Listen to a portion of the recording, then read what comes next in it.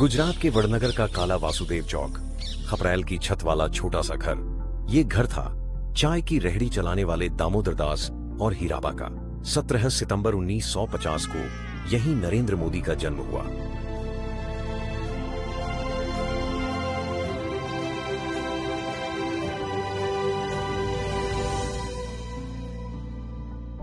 दामोदर दास, हीराबा, उनके 5 बेटे और एक बेटी, एक कमरे में कुल 8 लोगों का परिवार रहता था। तेज बारिश में छत जगह जगह टपकने लगती। हीराबा रिस रहे पानी के नीचे बर्तन लगाती जाती। नरेंद्र अपनी मां को परेशान देख उनकी मदद को दौड़ पड़ते। दामोदर दास की चाय की दुकान रेलवे स्टेशन के बाहर थी। नरेंद्र अक्सर वहां भी पिता का हाथ बटाते।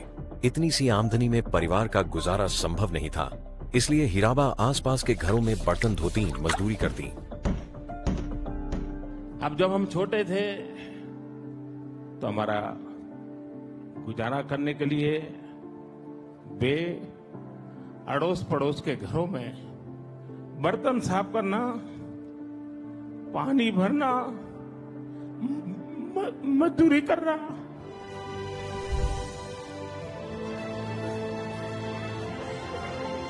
नरेंद्र मोदी की शुरुआती पढ़ाई वडनगर की कुमारशाला में हुई।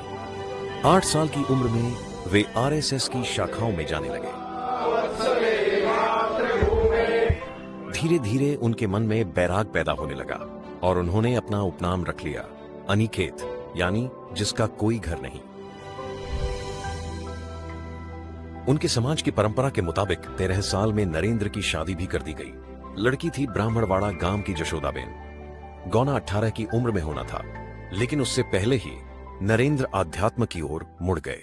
मोदी ने इस अनुभव को अपने ब्लॉग में लिखा। मैंने जब घर छोड़ने का फैसला कर लिया तो उसे भी माँ कई दिन पहले ही समझ गई थी।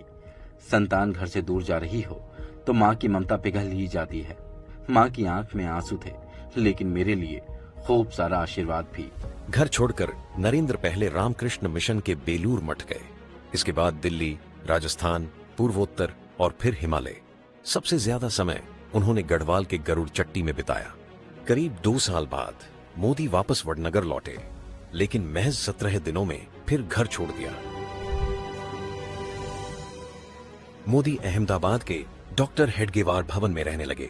यहां वे संघ के स्वयंसेवक, फिर शाखाओं के प्रभारी और फिर प्रचारक बन गए।